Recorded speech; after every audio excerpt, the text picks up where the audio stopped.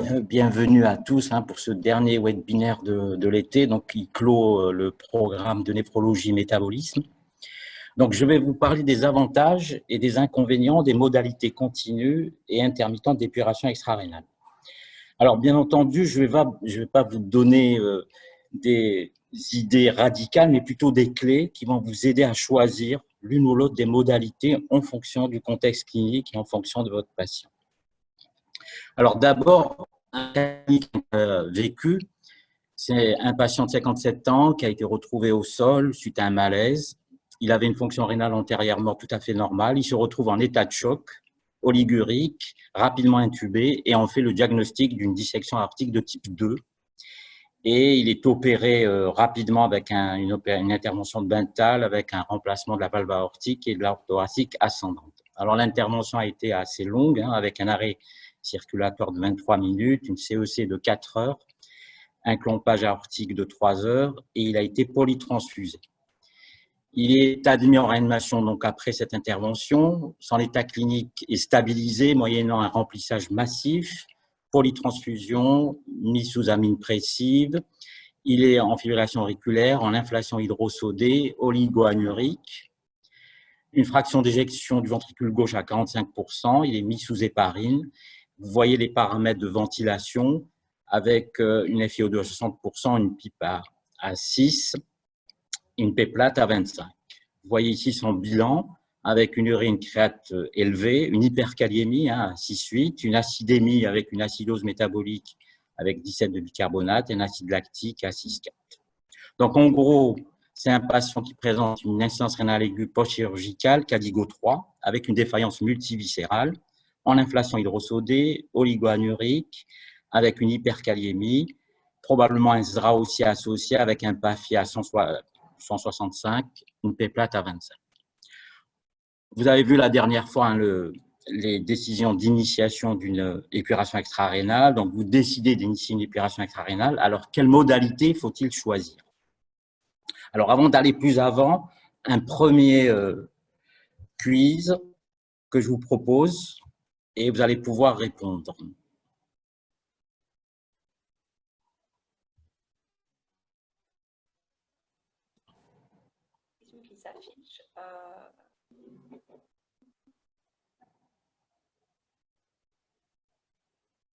Il s'agit de cocher ce qui est exact parmi les propositions proposées.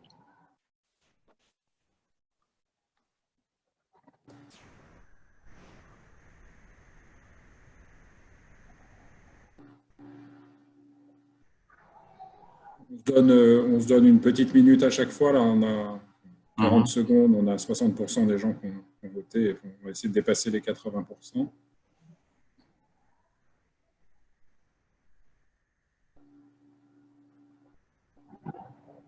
Il y en a encore 6 qui peuvent voter, plus que 4. Et 5 secondes, et puis je vais clore. OK, fin du sondage. Et donc, vous pouvez voir les résultats. Dans ce cas-là, je te laisse commenter, puis poursuivre ensuite. On va regarder les réponses juste tout à l'heure. En tout cas, il y a quelques questions qui semblent pas encore claires dans votre esprit. Donc, on va le voir après quelques diapositives. Donc, on va reprendre le cours. Là, on peut l'enlever, ça? Oui. Alors d'abord, vous savez que la mortalité dans l'insuffisance rénale aiguë est assez importante. Le pronostic est assez médiocre. Vous voyez qu'elle peut approcher les 50%, en tout cas la mortalité à court terme, et elle se poursuit dans les années qui suivent. Vous voyez qu'une mortalité qui continue la première année est 11% et l'année qui suit à 3%. Et cette mortalité, elle est liée à la sévérité de l'insuffisance rénale aiguë. Ici, c'est des scores Akin qui ressemblent un peu au score Cadigo. Vous voyez que chez les patients qui n'ont pas d'insuffisance rénale aiguë, qui sont en réanimation, la mortalité ou la survie est somme toute assez satisfaisante. Et puis, plus l'insuffisance rénale aiguë est sévère, plus la survie est moins importante. Donc, c'est corrélé à la sévérité de l'insuffisance rénale aiguë. Alors, il y a plusieurs facteurs qui concourent à cette mortalité. les comorbidités, les défaillances viscérales associées, le score SOFA, le contexte clinique, mais l'épuration extrarénale est aussi un facteur qui va concourir à la mortalité dans l'insuffisance rénale aiguë.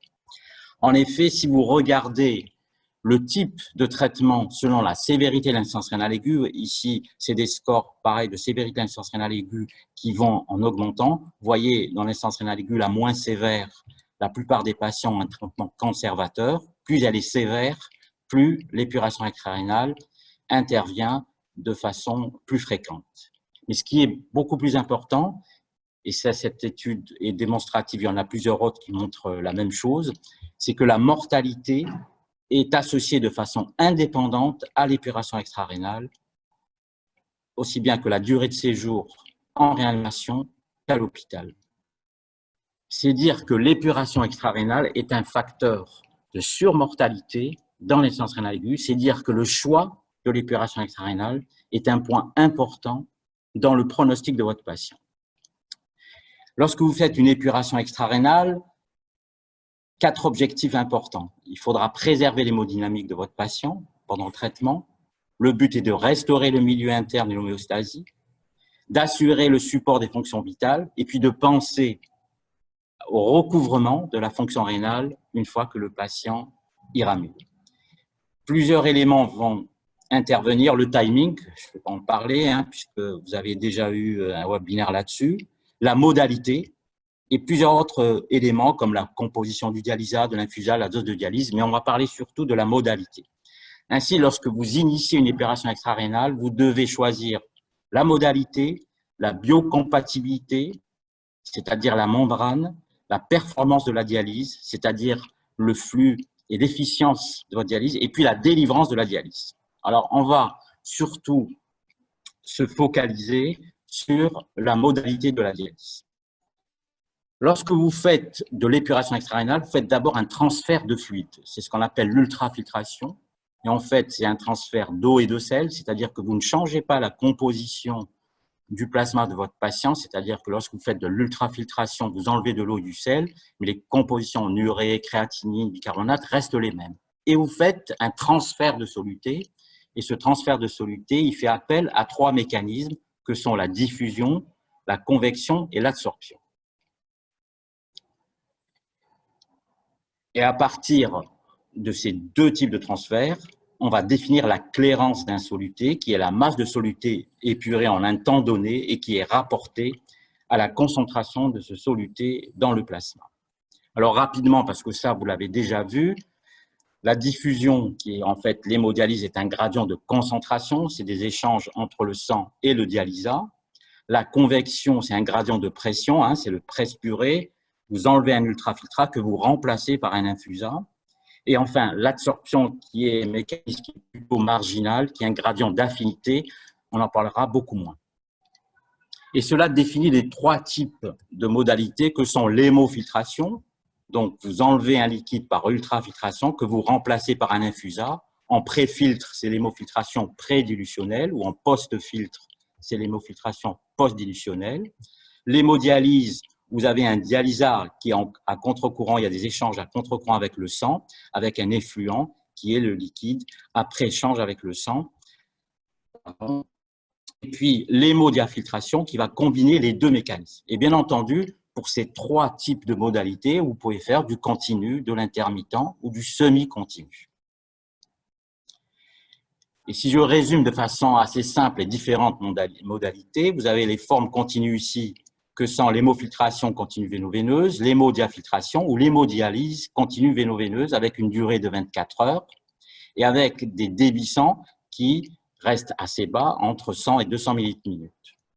L'hémodialyse ou l'hémodiafiltration intermittente, où les séances sont beaucoup plus courtes, 4 heures, en général c'est 3 fois par semaine, avec un débit sang qui est aux alentours de 250 à 300 ml/min, mais surtout un débit dialysat qui est beaucoup plus haut, qui est au-delà de 500 ml/min. Et puis, entre les deux, vous avez les techniques semi-continues ou hybrides. Vous voyez que les durées de séance entre 6 à 12 heures, la fréquence entre quotidienne ou 6 fois par semaine, et un débit sang et un débit dialysat beaucoup plus bas. Donc, la différence principale entre les trois types de modalités, c'est la durée de traitement, la rapidité d'ultrafiltration nette et la rapidité de clairance des solutés. Et si l'on regarde la pratique d'épuration dans l'insuffisance rénale aiguë et en réanimation, ici, il s'agit d'un sondage international, en Europe surtout, mais aussi en Amérique du Nord et en Asie. Et vous voyez que la méthode qui est la plus utilisée, c'est l'hémofiltration, qu'elle soit pré ou post, ou les deux d'ailleurs. Et l'hémodialyse et l'hémodiafiltration intermittente viennent en seconde position. Et si vous comparez les unités à culture néphrologique aux unités à culture réanimatoire, vous voyez que les unités à culture néphrologique, elles utilisent beaucoup plus facilement des modalités intermittentes par rapport aux modalités continues. Alors, si on reprend le sondage de tout à l'heure, l'épuration extra-rénale est effectivement un facteur indépendant de mortalité dans l'insuffisance rénale aiguë. Ça a été montré, bien entendu, quand vous faites de l'épuration extra-rénale, vous avez besoin d'un accès vasculaire, donc il y a un risque infectieux plus important, et surtout pendant les séances, vous risquez d'entraîner des accidents qui peuvent, là, alourdir ou amoindrir le pronostic. Le mécanisme d'épuration utilisé dans le hémodialyse est toujours convectif, c'est faux, puisque vous pouvez faire de l'hémodialyse continue. Alors, il y a un seul participant qui a répondu oui, mais vous pouvez faire de l'hémodialyse en continu. En cas d'hémodialyse intermittente, le débit dialysa est supérieur à 300 minutes. Oui, il doit être supérieur. Si vous voulez faire de l'hémodialyse intermittente dans des séances plus courtes, vous avez intérêt à être plus efficace, dans avoir un débit au-delà de 300 minutes. La SLED-F est une modalité semi-continue d'hémodialyse. Non, puisqu'il y a de la filtration qui est associée. C'est le petit f que vous voyez là. Vous pouvez, la SLED sans F, c'est de la dialyse semi-continue, mais si vous rajoutez le petit f, vous avez de la filtration qui est associée. Donc, c'est une modalité semi-continue d'hémodiafiltration. L'hémodiafiltration est une modalité continue associée en diffusion et conversion, donc une majorité a répondu oui, ce qui est vrai. Et les modalités continues sont celles qui sont le plus utilisées en réanimation, bien entendu, ça reste culturel et ça reste dépendant de chaque unité et de chaque service de réanimation. Donc, voilà pour ce premier quiz. Un deuxième, ça ne marche plus. Il faut que tu recliques sur le diaporama pour le reprendre la main. Voilà. Un deuxième quiz pour lequel, là aussi, de cocher les propositions exactes.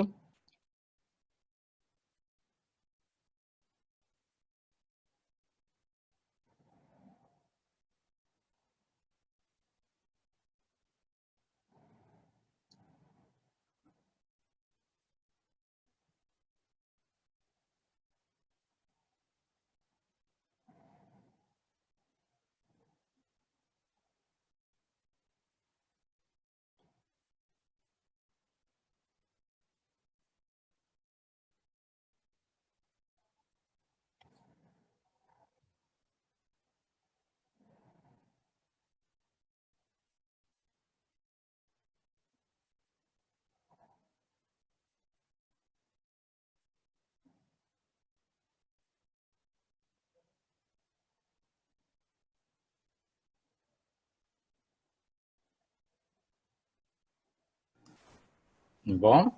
On va laisser peut-être encore quelques secondes. On est monté à 50% de participants. Allez, 10 secondes.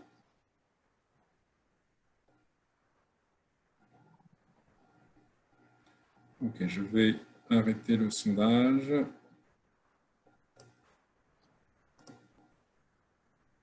Voilà, je te donne la maquette. Donc, là aussi, je vais vous donner quelques données, puis on répondra à ce quiz. Alors, si vous voulez choisir entre les différentes modalités d'épuration extra-rénale, la première question qui va se poser, c'est est-ce que la mortalité est dépendante de la modalité continue ou intermittente? Alors, il y a eu plusieurs études, et celles qui ont définitivement enterré cette question, c'est ces deux études. Vous voyez qui datent déjà d'une quinzaine d'années. La première étude, c'est celle de Mehta en 2004, qui comparait et randomisait des patients de réanimation en modalité continue intermittente et qui montrait que la mortalité était plus importante lorsque vous utilisez une modalité continue, mais il s'avérait que le score IGS ou SAPS-2 était plus élevé dans le groupe continu. Et puis, il y a eu l'étude multicentrique française EMODIAF, qui a duré 3 ou 4 ans, si je me souviens bien, et qui montrait qu'il n'y avait pas de différence de mortalité entre les deux groupes. Alors, une chose importante qu'il faut savoir, si vous regardez la mortalité durant ces 3 années, elle a diminué au bout de la première année chez les patients qui recevaient une technique intermittente. Ce qui veut dire qu'il y a eu une période d'apprentissage qui a amélioré le pronostic de ces patients. Alors après, il y a eu des méta-analyses qui toutes donnaient le même résultat, pas de différence de mortalité, quelle que soit la modalité que vous choisissez. Alors, il y a eu, bien entendu, la question des techniques semi-continues qui pouvaient, elles aussi, améliorer la mortalité par rapport aux techniques continues. Certaines études observationnelles que vous voyez ici donnaient un léger avantage aux techniques semi-continues, mais les études randomisées montraient que là aussi, la mortalité, que vous utilisez une technique semi-continue ou continue, ne changeait pas, quelle que soit la modalité. Si bien que les recommandations internationales vous disent d'utiliser aussi bien l'une ou l'autre, en tout cas pour ce qui concerne la mortalité. Alors, lorsque vous savez ceci, quels critères de jugement peuvent vous aider pour choisir la modalité de dialyse? Lorsque vous voulez épurer un patient, la question que vous devez vous poser, c'est comment puis-je assurer la meilleure épuration avec une hémodynamique optimale et avec le moins de complications possible. Et vous avez plusieurs critères de jugement qui vont vous permettre de guider votre choix. Ce sont ceux-là, c'est l'épuration, la tolérance hémodynamique, la maîtrise volémique, la possibilité d'un syndrome inverse, l'élimination des drogues, les troubles hydroélectrolytiques, le risque hémorragique, la mobilisation de votre patient et le contrôle thermique, et la préservation de la fonction rénale ultérieure. Donc, nous allons voir tous ces critères et quelles sont les particularités avec l'une ou l'autre des modalités que vous pouvez utiliser. Alors d'abord, l'épuration. L'épuration, la dose d'épuration ou la dose de dialyse qui est bien connue en hémodialyse chronique, peut être aussi appliquée en aigu. Elle repose sur la clairance d'un soluté. Alors le soluté qui est le plus utilisé, c'est l'urée. Et la clairance du soluté, c'est la masse de soluté épuré sur la concentration du soluté dans le plasma. Et à partir de cette clairance, on en déduit ce qu'on appelle la dose de dialyse, qui est le KT sur V, où K représente donc la clairance du soluté, T le temps de dialyse et V le volume de distribution. Alors cette clairance, vous pouvez la calculer assez facilement avec certaines modalités, notamment avec l'hémofiltration continue post-dilutionnelle. Elle dépend essentiellement du début d'ultrafiltration, que multiplie ce qu'on appelle le coefficient de séparation, qui est égal à 1 pour l'urée parce que c'est une petite molécule, mais qui peut être inférieur à 1 pour d'autres molécules. Elle est plus difficile à calculer lorsque vous utilisez une méthode pré-dilutionnelle parce que vous devez prendre en compte l'infusat qui est infusé avant le filtre et vous devez multiplier par ce facteur qui tient en compte le débit sang et le débit d'infusat. Lorsque vous faites de la dialyse, de l'hémodialyse, eh bien cette clairance, elle est dépendante surtout du débit dialysat, que multiplie ce qu'on appelle le coefficient de saturation, parce que vous verrez que lorsque vous faites de la dialyse, vous pouvez arriver à saturation de votre système. Et bien entendu, si vous faites de l'hémodiafiltration, vous êtes obligé de tenir compte du débit du F et du débit dialysat que multiplie le coefficient de saturation. Donc, si l'on revient à cette dose de dialyse qui est le KTV, et d'abord le K, c'est-à-dire la clairance du soluté, en supposant que c'est l'urée, c'est ce qu'on appelle la clairance instantanée, que vous pouvez exprimer en millilitres minute ou en litres heure. Elle va dépendre de la taille de la molécule. Par exemple, si vous voulez épurer un toxique, il est important que vous connaissiez la taille de cette molécule et la capacité de diffuser à travers la membrane ou par diffusion ou par convection. Le type de transport que vous utilisez, diffusion ou convection, des caractéristiques du circuit.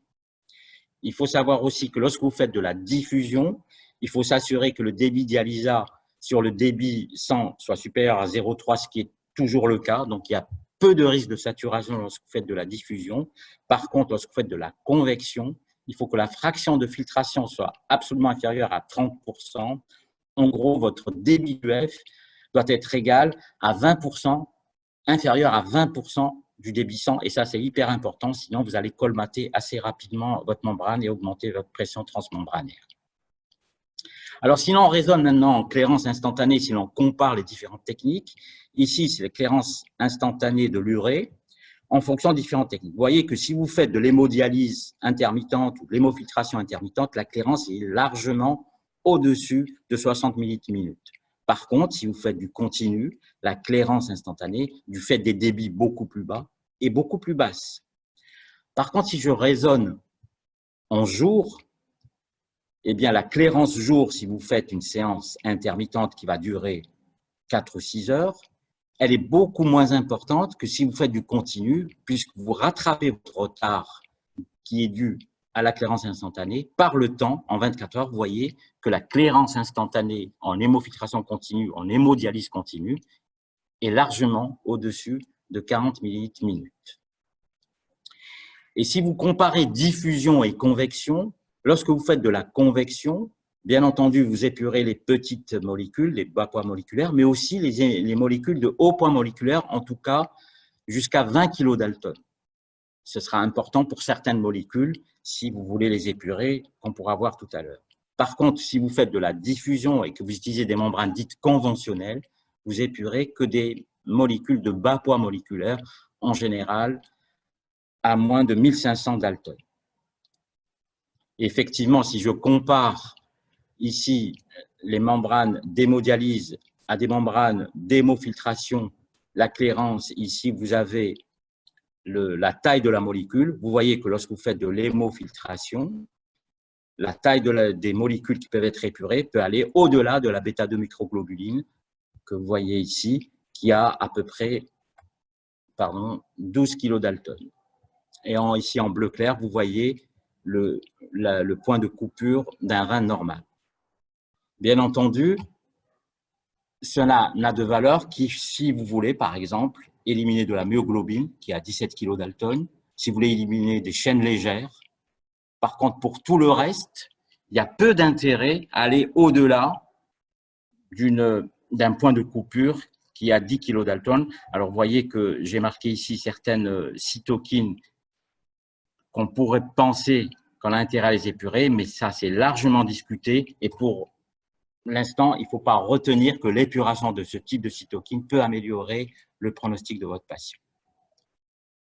Maintenant, si vous comparez une hémofiltration pré- et post-dilutionnelle, en termes d'épuration, lorsque vous faites du post-dilutionnel, donc votre infusat arrive après le filtre, eh bien vous avez une clairance qui est largement plus haute. Ici, vous avez la créatinine, ici l'urée, par rapport à une hémofiltration pré-dilutionnelle, puisque l'infusat arrive en pré-dilutionnel avant le filtre et va se mélanger au sang, donc vous perdez de l'efficacité. Par contre, en durée de vie de filtre, du fait de la dilution du sang, eh bien, la durée de filtrite est beaucoup plus importante lorsque vous faites du pré-dilutionnel. Donc, on a vu la clairance instantanée. Ensuite, vous avez le temps. Lorsque vous faites de l'intermittent, la clairance instantanée est assez importante. Donc, vous avez un gros K. Par contre, le temps est petit. Donc, le KT, vous avez grand K, petit t. Lorsque vous faites du continu, la clairance instantanée est plus petite. Par contre, le temps est beaucoup plus long. Ce qui fait que vous avez un petit K, un grand T. Ce qui veut dire que quand vous faites de l'intermittent, vous avez une clairance instantanée importante dans un temps plus court. Donc, vous avez des variations beaucoup plus brutales. Lorsque vous faites du continu, vous avez une clairance instantanée beaucoup plus petite et dans un temps beaucoup plus long. C'est comme ça que vous récupérez votre efficacité avec le temps. Et si je raisonne en termes d'épuration, ici, vous avez l'hémodialyse intermittente, clairance instantanée assez haute. Ici, vous avez la masse excrète. Vous voyez que vous avez une masse excrète. Ici, c'est la courbe que vous voyez ici, qui est assez importante dans les premières heures de la séance d'hémodialyse et vous arrivez à saturation. Ce qui veut dire que lorsque vous avez une masse à extraire importante et de façon rapide, par exemple, si vous avez une hyperkaliémie menaçante ou une acidose sévère que vous voulez rapidement contrôler, vous avez intérêt à être rapidement efficace. Par contre, si vous faites du continu, la clairance instantanée est beaucoup plus basse. Par contre, vous voyez que la masse excrète est quasi linéaire. Plus vous continuez votre traitement, plus la masse excrète va augmenter. Il n'y a pas de saturation puisqu'il s'agit d'un infusat qui va diluer le fond progressivement. Et si je raisonne en termes de KTV par semaine, ici vous avez en abscisse le KTV par séance, ici le KTV par semaine. Si vous faites du continu, vous voyez c'est linéaire, au bout, rapidement, vous allez dépasser, si je mets une limite à 3 ou à 4 par semaine, vous allez rapidement dépasser cette limite à 3 ou 4 si vous faites du continu. Si vous faites de l'intermittent 3 fois par semaine, vous pouvez parfois difficilement arriver à ce KTV au-delà de 3 ou de 4. Par contre, si vous faites de la SLED qui est quasi quotidienne, vous y arrivez de façon assez simple.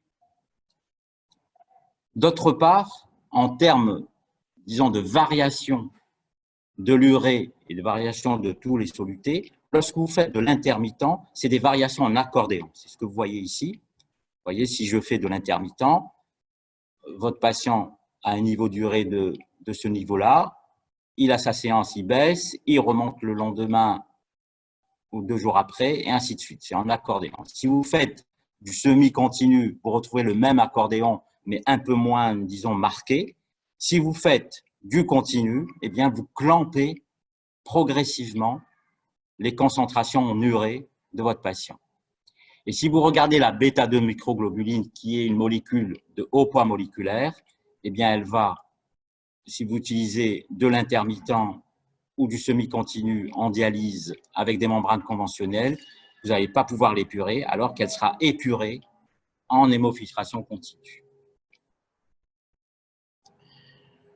Donc, finalement, votre dose de dialyse qui dépend de la clairance instantanée, du temps et puis du volume de distribution. Alors, le volume de distribution, c'est un gros problème en réanimation. Vous savez qu'il est très difficile à appréhender en réanimation. On considère que c'est à peu près 60% du poids du corps, mais ce n'est pas du tout vérifiable en fonction de l'état clinique de votre patient, en fonction de son état hémodynamique. Donc, très souvent, on raisonne plus sur le KT que sur le KTV. Alors, c'est pour ça que très souvent, on raisonne en fonction du poids. Et c'est pour ça que très souvent, les recommandations seront en millilitres kilo horaire. Alors, cette dose de dialyse, elle a été, si vous voulez, appréhendée par 2 études principales en hémofiltration continue, 3 groupes, 20 millilitres kilo horaire, 35 et 45, et qui montraient que dans les 2 groupes qui étaient au-delà de 35 millilitres kilo horaire de dose de dialyse, la mortalité était significativement diminuée. Et puis en hémodialyse intermittente, un groupe de patients était dialysé tous les jours. Je crois que cette étude, on vous l'a déjà montré. Et l'autre groupe était dialysé 1 jour sur 2 et on montrait que la mortalité était plus importante chez les patients qui étaient dialysés 1 jour sur 2, en sachant que les patients qui étaient dialysés 1 jour sur 2 avaient une inflation hydrosodée plus importante puisqu'ils n'étaient pas ultra-filtrés. Si bien qu'à partir de ces 2 études, on a défini une dose de dialyse adéquate. En hémofiltration, il fallait être au-delà de 35 millilitres kilo horaire et en hémodialyse, il fallait avoir un KTV hebdomadaire supérieur à 6. Et en fait, on s'est posé la question s'il y avait vraiment intérêt à intensifier l'épuration extra-rénale chez les patients en insuffisance rénale aiguë pour en améliorer le pronostic. Alors, cette étude, qui est une étude observationnelle, montrait que chez les patients les plus graves et les moins graves, ça ne changeait rien. Mais les patients qui avaient un score de gravité intermédiaire, eh bien, ceux qui avaient un KTV plus haut par rapport à ceux qui avaient un KTV plus bas, eh bien, la survie était beaucoup moins importante, beaucoup plus importante lorsque le KTV était beaucoup plus haut. Et ça a justifié la mise en place de 3 études randomisées essentielles qui étudiaient l'intensification de l'épuration extra-rénale dans l'insuffisance rénale aiguë. Je vous montre celle-ci qui est la plus démonstrative et qui comparait 2 groupes de patients conventionnels contre patients en intensification d'épuration extra-rénale. Vous voyez ici les données des 2 groupes et vous voyez qu'il n'y avait pas de différence de mortalité entre les 2 groupes. Alors ici, je vous montre les 3 études qui ont toutes donné les mêmes conclusions, c'est-à-dire qu'il n'y a aucun intérêt à intensifier la dose d'épuration pour améliorer le pronostic. Et ce qui était retenu, c'était ce chiffre de 25 millilitres/kilo-horaire, au-delà duquel il n'y en a aucun intérêt à augmenter la dose, puisque ça n'améliorait pas le pronostic. Si bien que les recommandations disaient l'objectif est un KTV par semaine au-delà de 3,9 et en hémofiltration continue, 25 millilitres/kilo-horaire dans l'insuffisance rénale aiguë. Alors, le seul problème, c'est qu'il y a une différence entre ce que vous prescrivez et ce qui est délivré aux patients. Alors ça, c'est une étude qui montrait qu'il y avait une différence assez significative entre la dose prescrite et la dose délivrée, qui est aux alentours de 20%. Et les facteurs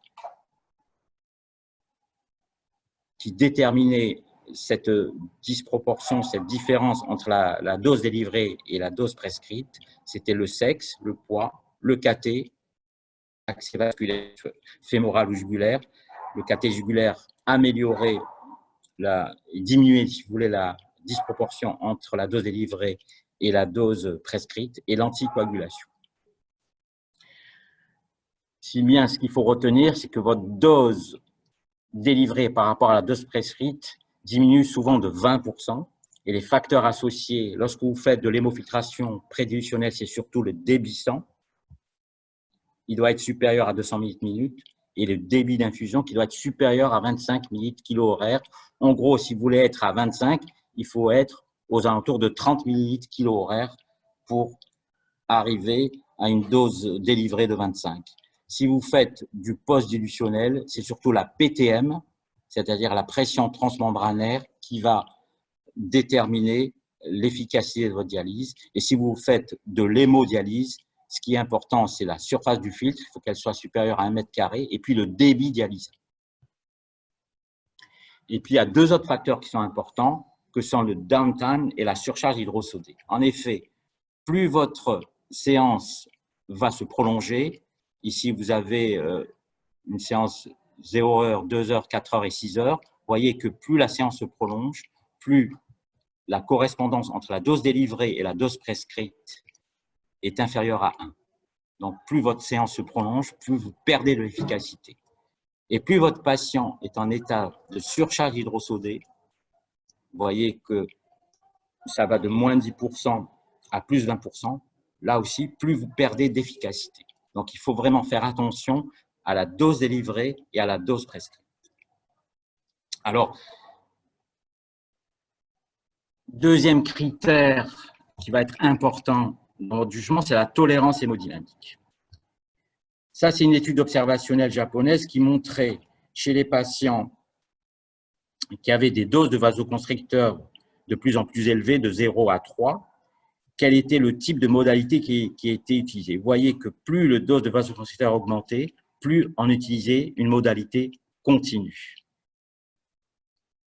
Par contre, ce qui montrait aussi cette étude, c'est que les patients qui étaient en modalité continue avec une mortalité beaucoup plus élevée, bien entendu, ils étaient plus sévères, et ça augmentait d'autant plus qu'il y avait un switch d'une forme intermittente vers une forme continue.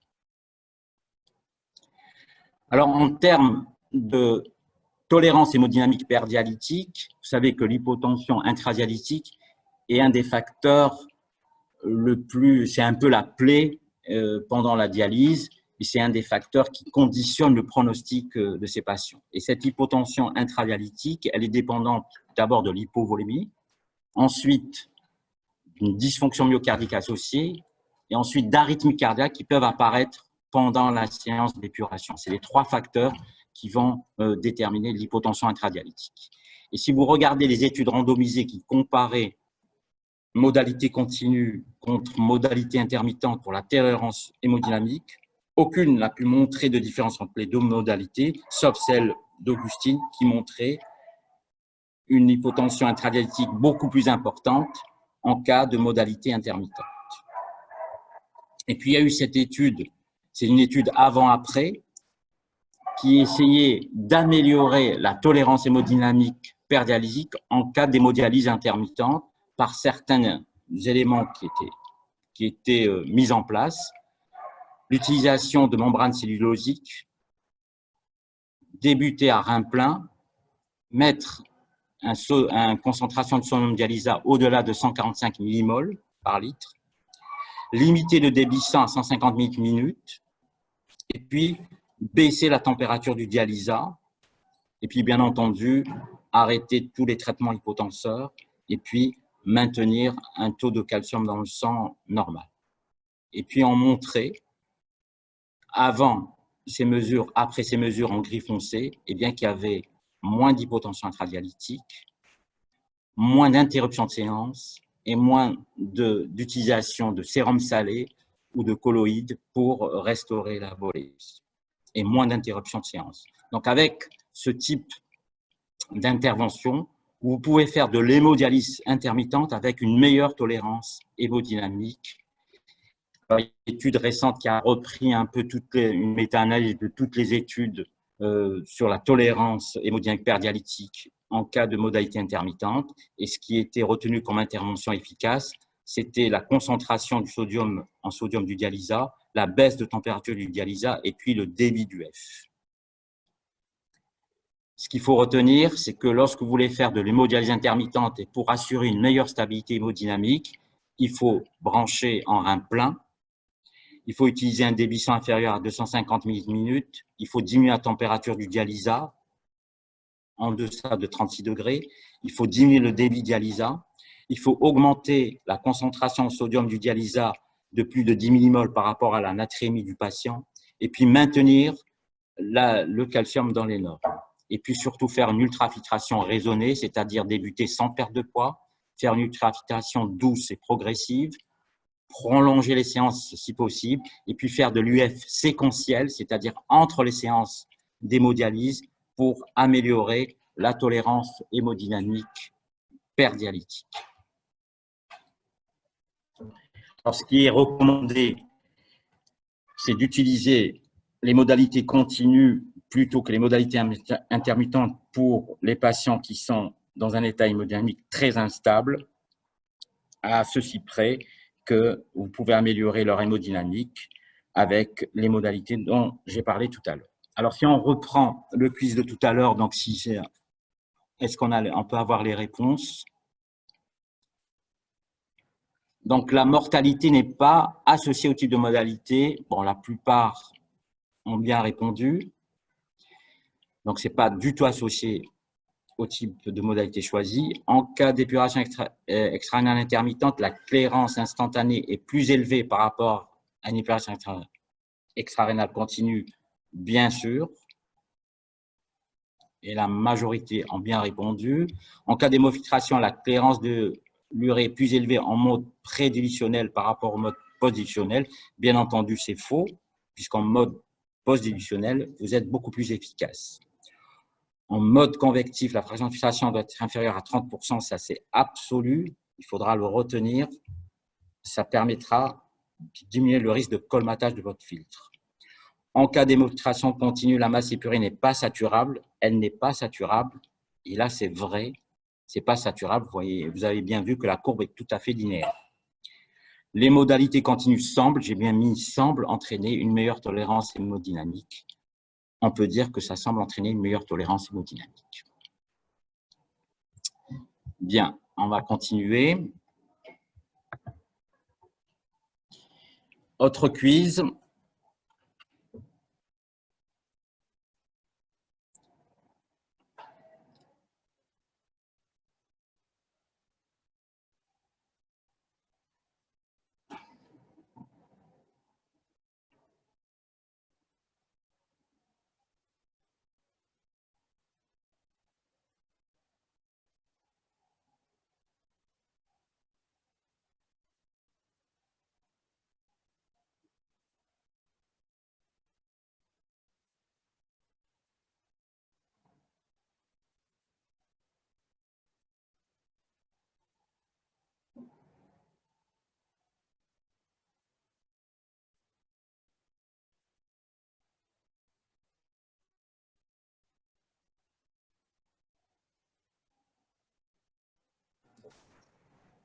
Allez, encore quelques secondes.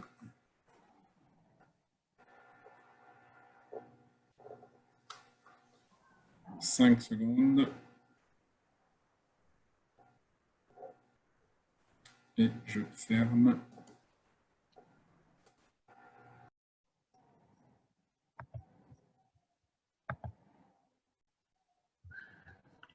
Alors, nous avons vu les deux premiers critères de jugement qui étaient l'épuration et la tolérance hémodynamique. Le troisième critère de jugement, c'est la maîtrise volémique. Alors, effectivement, l'inflation hydrosodée est liée à la mortalité. Plusieurs études l'ont montré. Vous voyez ici, plus votre patient a une inflation hydrosodée de plus de 10%, plus la mortalité est augmentée, que l'insuffisance rénale aiguë soit épurée ou pas épurée. Alors, ça augmente l'insuffisance respiratoire aiguë, ça augmente la ventilation mécanique, ça augmente le sepsis et ça augmente aussi la durée d'hospitalisation. Donc, l'inflation hydrosodée est un facteur de surmortalité indépendant chez vos patients. C'est ce qui est montré ici. Vous voyez que la survie chez les patients sans inflation hydrosodée par rapport à ceux qui ont inflation hydrosodée est largement supérieure et de façon significative. Alors, on sait que l'inflation hydrosodée entraîne une congestion veineuse qui peut apparaître au niveau rénal, au niveau cérébral, au niveau myocardique, au niveau hépatique, au niveau des muqueuses. Donc, tout ça concourt à aggraver les défaillances multiviscérales chez vos patients. Et je vous rappelle que lorsque vous avez un patient qui est en insuffisance rénale aiguë ou qui est en état de choc, vous avez une première phase, vous êtes obligé, pour restaurer la volémie, de remplir votre patient avec un risque, avec du fait de la fuite capillaire, une inflation hydrosodée, mais pas forcément du secteur vasculaire. Mais dans un deuxième temps, il faut rapidement effectuer la défervescence et normaliser l'état hydrosodé. Alors maintenant, si l'on regarde la maîtrise volémique en fonction des modalités continues intermittentes, ici vous voyez l'inflation hydrosodée en modalité intermittente, vous voyez qu'on arrive difficilement à maîtriser l'inflation hydrosodée, en tout cas dès les premières sessions. On y arrive à partir de la deuxième, troisième session. Ce qui n'est pas le cas si vous faites du continu parce que c'est beaucoup plus doux et ça se fait sur 24 heures. Et dans le même temps, si vous regardez l'état hémodynamique en même temps que vous faites cette désinflation hydrosodée, eh bien vous avez plus d'hypotension lorsque vous faites de l'intermittent par rapport à du continu. Cette étude qui est randomisée donc montrait ceci, mais ne montrait pas de différence de mortalité en fin d'étude. Et si vous comparez les trois modalités, c'est-à-dire continue, intermittente et semi-continue, ici vous avez des formes continues où la variation de poids est largement maîtrisée et quasiment clampée. Par contre, lorsque vous faites de l'intermittent, vous voyez, là aussi, vous avez des variations en accordéon qui sont un peu plus amorties si vous faites du semi-continu. Pareil pour la variation de la volémie ou la variation de la pression artérielle. Et si vous regardez en termes d'inflation hydrosodée, vous avez en bleu modalité intermittente, en rouge modalité continue. Vous voyez qu'en fonction du temps, surtout si vous ne faites pas attention, vous risquez rapidement un échappement de vos patients parce qu'ils font des hypotensions intradialytiques, vous êtes obligé de les remplir et vous laissez échapper comme ça votre patient en inflation hydrosodée. Donc, si vous utilisez une modalité intermittente, faites très attention à la prise de poids, à l'inflation hydrosodée que vous n'arrivez pas à maîtriser. Et c'est l'intérêt de faire de l'ultrafiltration séquentielle entre les séances d'hémodialyse intermittente. Alors, cette étude est intéressante parce qu'elle montre les patients en inflation hydrosodée avant initiation de l'épuration extrarénale. Et vous voyez que les patients qui ont le plus d'inflation hydrosodée que vous voyez ici en rouge, plus de 20 ml/kg par jour, eh bien, c'est ceux qui vont avoir le taux de mortalité le plus important. Et cette courbe montre à peu près la même chose. Ici, vous avez l'odd ratio de la mortalité en fonction de la prise de poids et en fonction surtout de l'ultrafiltration que vous allez pouvoir exercer chez vos patients. Eh bien, plus vous êtes obligé de les ultrafiltrer de façon intensive, plus le pronostic est mauvais. quatrième critère de jugement, c'est le syndrome inverse. Alors, le syndrome inverse, de façon schématique, c'est les variations osmotiques brutales que vous pouvez appliquer chez votre patient. Vous avez un patient qui a un taux d'urée dans le sang qui est assez important, il est épuré, le taux d'urée baisse dans le secteur plasmatique, baisse de l'osmolalité, ce qui fait un transfert d'eau, puisque l'osmolalité dans le secteur intracellulaire met un peu plus de temps à baisser, un transfert d'eau dans le secteur intracellulaire, notamment un édème cérébral, c'est ce qu'on appelle le syndrome inverse. Bien entendu, il faut qu'il y ait des variations importantes et brutales de l'urée. C'est-à-dire, si vous prenez en dialyse un patient qui a une urée qui est au-delà de 40 millimoles et que vous baissez cette concentration en urée en un temps très court, eh bien, vous risquez un syndrome inverse. Ce syndrome inverse peut aussi arriver pour le contrôle de l'équilibre acido-basique. Un patient qui est en acidose métabolique, vous faites une séance efficace d'hémodialyse, donc vous apportez du bicarbonate. Vous savez que le bicarbonate il diffuse de façon beaucoup plus lente. Par contre, la PCO2 diffuse de façon libre dans le secteur intracérébral. Du fait de l'augmentation du taux de bicarbonate dans le plasma, la PCO2 va automatiquement s'élever dans le sang, diffuser dans le secteur intracellulaire, alors que le taux de bicarbonate est resté bas et vous créez une acidose intracellulaire paradoxale. C'est ce qu'on appelle le syndrome inverse. Bien entendu, il y a des facteurs de risque à ce syndrome inverse. Et si je regarde en réduction en osmolalité en fonction des modalités, ici vous avez les modalités intermittentes, que ce soit hémodialyse ou hémofiltration intermittente, vous voyez que la réduction de l'osmolalité, elle est très efficace lorsque vous faites de l'intermittent. Par contre, elle est moins efficace si vous faites du continu. Donc, faites très attention lorsque vous prenez en charge un patient de regarder son osmolalité plasmatique, son taux d'urée, et si le taux d'urée est très important, l'osmolalité importante, veillez à ce que la variation osmolaire soit douce et non pas brutale. Et en tout cas, il faut prévenir ce syndrome inverse. Alors, il y a des facteurs de risque. L'enfant, donc l'urémie sévère, je vous l'ai dit, l'insuffisance hépatique, surtout les atteintes cérébrales, qu'elles soient aiguës ou chroniques, eh bien, ça favorise et ça facilite et ça aggrave les lésions liées au syndrome inverse.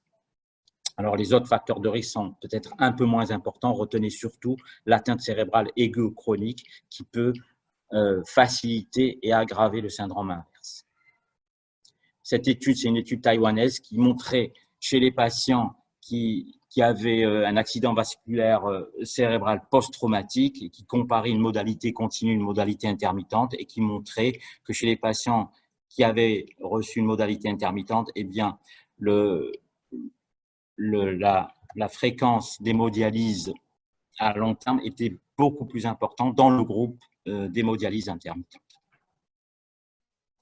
Ce qui est recommandé, c'est absolument chez les patients qui ont une atteinte cérébrale aiguë ou une hypertension intracrânienne d'utiliser plutôt une modalité continue ou semi-continue plutôt qu'une modalité intermittente pour éviter ce risque d'accident.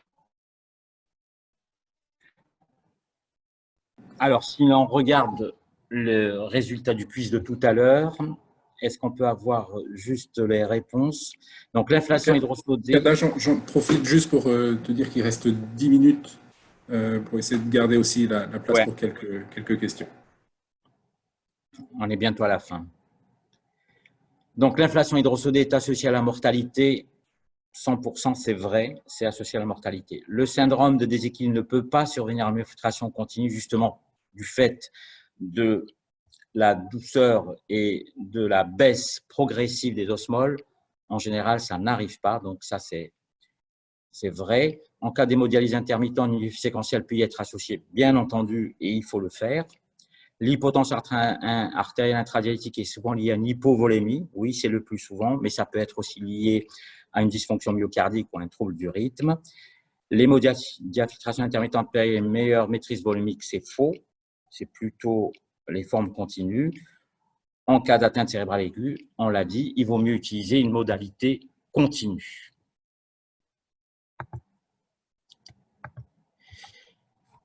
Alors, autre quiz, c'est le 4e.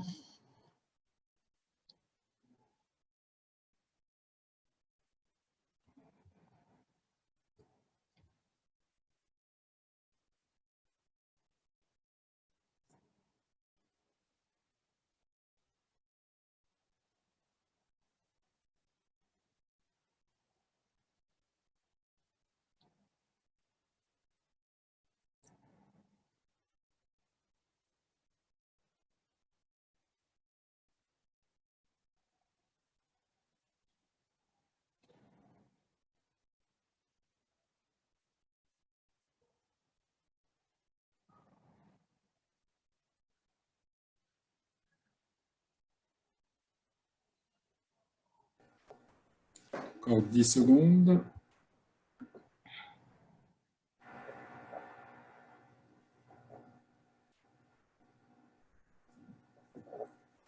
Voilà, je vais fermer.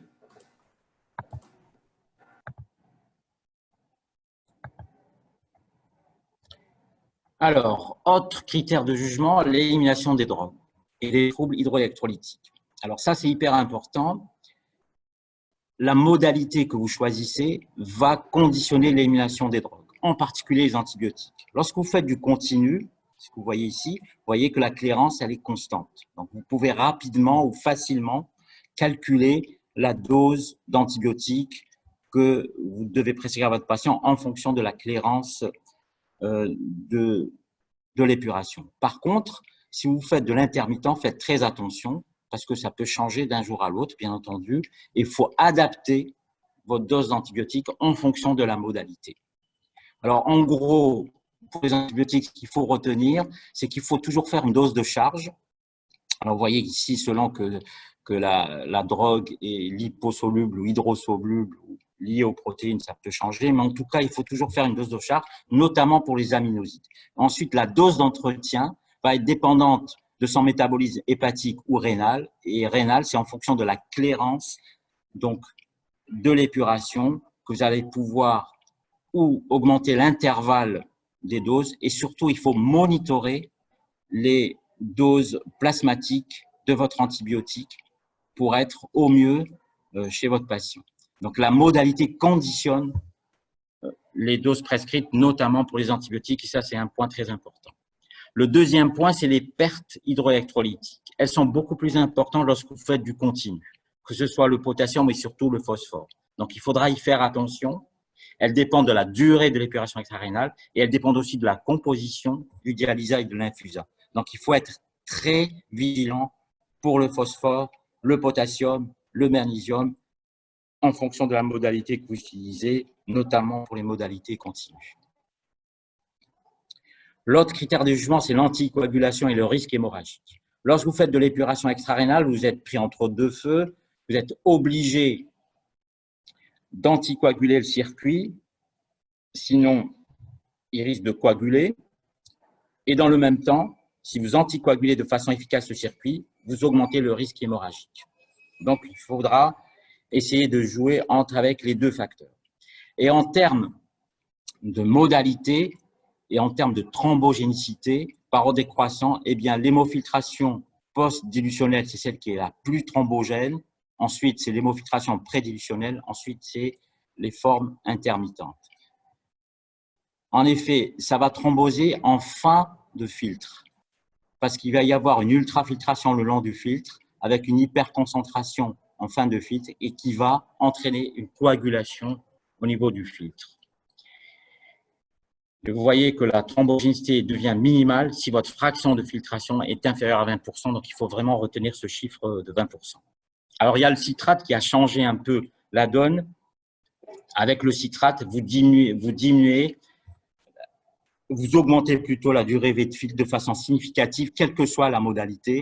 Et si vous faites de l'hémodialyse continue au citrate, eh bien, vous risquez moins de thrombose avec le citrate. Alors ici, vous avez une étude, une méta-analyse qui montre que la durée de vie de filtre est augmentée avec le citrate, mais vous voyez que la mortalité, par contre, ne change pas que vous faites du citrate ou de l'anticoagulation conventionnelle. Retenez simplement les contre-indications de l'anticoagulation au citrate, c'est surtout les intoxications à la metformine et puis les insuffisances hépatiques aiguës. Ce n'est pas absolu, il faut surtout monitorer votre taux de calcium ionisé et surtout votre taux de lactate. Lorsque vous avez des taux de lactate très élevés, faites très attention lorsque vous utilisez du citrate. Alors, ce qui est recommandé, c'est d'utiliser du citrate le plus souvent possible, sauf en cas de contre-indication. Alors, si on reprend le sondage de tout à l'heure pour voir un peu si les réponses étaient bonnes, il faut faire une dose de charge d'aminosides, quel que soit le mode d'épuration. Oui, c'est ce qu'il faut faire, notamment pour les aminosides. L'adaptation est la même, pas du tout, hein, vous le savez, parce que la clairance est différente selon la modalité, qu'elle soit continue intermittente. L'anticoagulation en région apacitra diminue la mortalité? Non. Ça augmente la durée de vie du filtre, mais ça ne diminue pas la mortalité. L'hémodialyse intermittente entraîne plus de coagulation des circuits que l'hémodialyse continue? Non. En intermittent, vous risquez moins de coagulation. L'hémofiltration post-dilutionnelle est plus thrombogène que la prédilutionnelle, oui, c'est ce qu'on vient de voir. Et puis, l'anticoagulation citrate est contre-indiquée en cas d'accident lactique à la metformine, c'est vrai.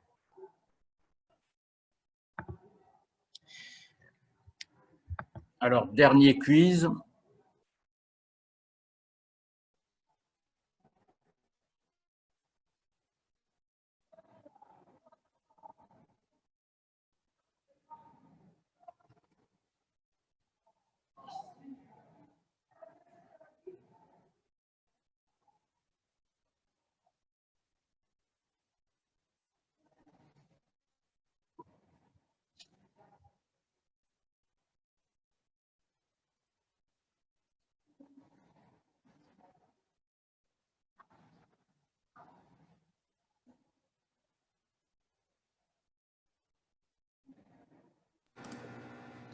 Encore quelques secondes, la majorité a voté.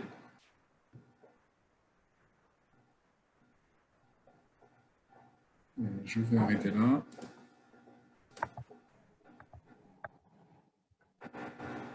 Alors, dernier critère de jugement, c'est la mobilisation et le contrôle thermique et la préservation de la fonction rénale ultérieure. Lorsque vous faites du continu, le patient est immobilisé et ça peut, si vous voulez, compromettre la réhabilitation en réanimation. Donc ça, c'est un point important qu'il faut prendre en compte.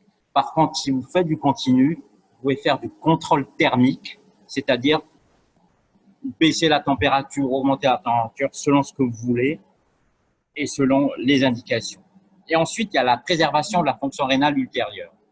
Ce qui a été montré, c'est, si vous comparez modalité continue et intermittente, vous voyez que dans le court terme, il y a une dépendance à la dialyse à 90 jours qui semble plus importante chez les patients qui sont en modalité intermittente que vous voyez ici en gris foncé. Vous voyez ici 2 études qui sont montrées. Par contre, si vous regardez de façon un peu plus longue, c'est-à-dire dans un temps un peu plus long, eh bien, il n'y a pas de différence entre les 2 modalités. Donc, pour l'instant, il n'y a pas d'argument pour dire que l'une ou l'autre des modalités préserve mieux la fonction rénale ultérieure. Et en termes de coût, une étude qui montre là aussi que le coût modalité continue ou modalité intermittente est le même, il semblerait un peu plus cher lorsque vous utilisez des modalités intermittentes en regard de la dépendance à la dialyse dans l'année qui suit ou dans les années qui suivent l'insuffisance rénale aiguë. Donc voilà, ce sont tous les critères qu'il faut essayer d'appréhender chaque fois que vous voulez choisir une modalité d'épuration extra-rénale en fonction du contexte clinique, en fonction de votre objectif.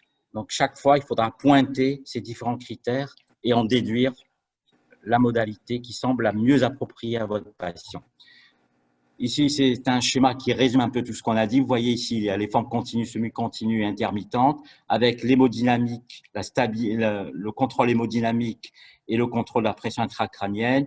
Ici, la rapidité de correction de l'inflation hydrosodée, la rapidité de transfert des solutés et la rapidité des variations osmotiques. Et puis ici, vous avez le risque d'immobilisation et d'infection. Vous voyez, en fonction d'une modalité, qu'elle soit continue ou intermittente, vous avez plus ou moins de risque avec l'une ou l'autre. Ce tableau résume tout ce qu'on a dit, je ne vais pas vous le commenter. Et si on revient à notre patient du départ, c'était un patient qui était en état hémodynamique assez instable, il avait un risque hémorragique, il était en inflation hydrosodée et en SDRA. Et ce qui a été choisi pour ce patient, c'était une modalité continue ou semi-continue.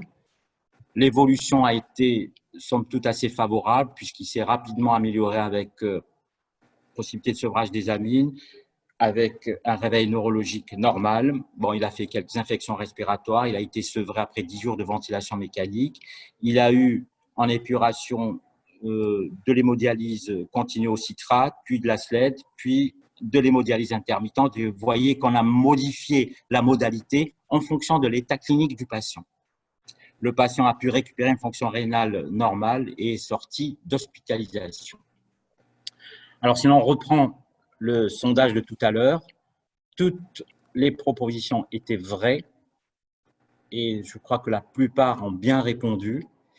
Et je voulais surtout insister sur la dernière. Il faut toujours utiliser la modalité la mieux maîtrisée. Ça, c'est important. Toujours utiliser ce que vous maîtrisez le mieux et l'adapter en fonction de l'état clinique de votre patient.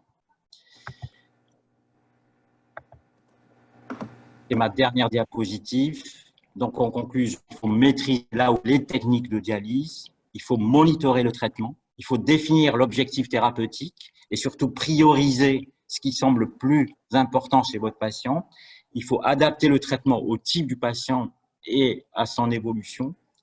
Et puis, penser aussi à préserver la fonction rénale ultérieure. Voilà, je vous remercie et je peux répondre à quelques questions. Merci beaucoup, Kada. Tout de suite, peut-être une question qui a été posée en ligne. Merci pour ce cours. Y a-t-il des mesures particulières à appliquer pour maintenir une fraction de filtration? Il est marqué supérieur à 30%, c'est probablement inférieur à 30% la question. Il faut juste s'assurer que votre débit d'infusa soit inférieur à 30% au débit 100. Donc, en général, vous avez un débit 100 qui est entre 100 et 200 ml/min. Votre débit d'infusa, votre débit d'ultrafiltration doit être inférieur à 30%. Ça veut dire que si vous êtes à 100 ml/min, il faut être à 30 ml/min de débit d'infusa. Si vous êtes à 300, vous êtes à 100 ml/min de débit d'infusa. Donc, il faut être au tiers du débit 100, moins du tiers du débit 100. C'est la meilleure formule et la meilleure manière de ne pas risquer de colmatage du filtre. Est-ce que je peux, à la limite, poursuivre cette question? On a certains patients pour lesquels on est à une fraction de filtration à 25-28%. Et ça se passe bien, et puis d'autres à la même fraction de filtration où finalement la membrane tient 14-16 heures. Est-ce qu'il y a un bénéfice à diminuer plus bas cette fraction de filtration pour espérer prolonger, lorsqu'on remonte la machine, prolonger la durée de vie du filtre? Alors, ce qu'il faut regarder, c'est la pression transmembranaire. Si vous avez une pression transmembranaire qui est en deçà de 150 mm de mercure, il y a peu d'intérêt à changer les débits. Par contre, si vous frôlez les 150, vous avez intérêt à baisser la fraction de filtration. Merci. Est-ce que Cécile, tu as... On t'entend très peu, Cécile. Oui. Il y a encore des questions? Moi, j'ai pas de questions. Je n'ai pas entendu. Je crois qu'il n'y avait pas de questions, hein, Cécile, c'est ça que tu précisais. Okay. Bon, il est 19h07 et donc pour respecter un peu notre timing, on va s'arrêter là. Juste pour info, pour les internes qui étaient avec nous, c'était donc le dernier webinaire de la saison et on reprend en septembre. Vous aurez une information, mais les webinaires seront décalés au mardi à 19h. Cette décision de la commission pédagogique fait suite aux résultats du sondage auquel vous avez participé pour une portion non négligeable d'entre vous et donc qui répond à cette problématique de disponibilité des internes et un horaire de 18h qui n'était pas satisfaisant. Donc ce sera le mardi à 19h, on vous tiendra informé. Et puis, bien, en attendant, toute la commission pédagogique vous souhaite un excellent été et puis on se retrouve à la rentrée. Un grand merci à Kada et à Cécile pour l'organisation de ces formations, à la fois les journées présentielles et les webinaires. Merci bien. Merci à vous. Eh bien, allez, un bon été à tous et à la rentrée en septembre. Au revoir. Au revoir.